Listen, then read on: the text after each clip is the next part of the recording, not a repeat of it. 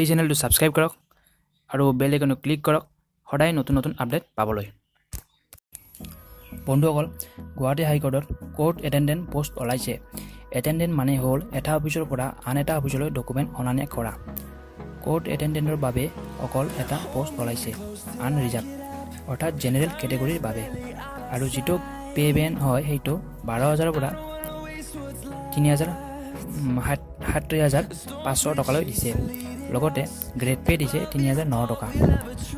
As বয়স কিমান দিছে?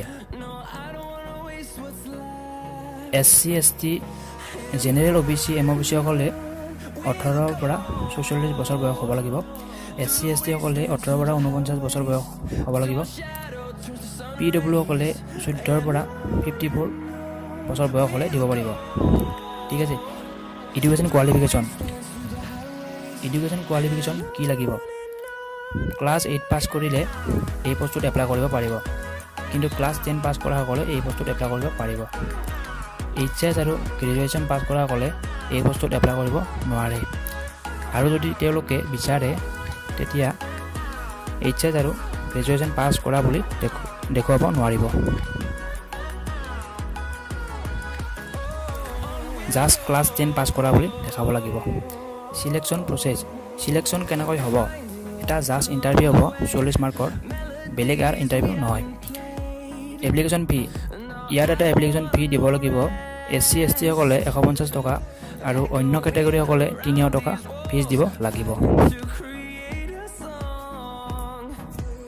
হাউ টু এপ্লাই, কেনেকৈ এপ্লাই কৰিব? এই বস্তু অনলাইন এপ্লাই হ'ব, অফলাইন নহয়।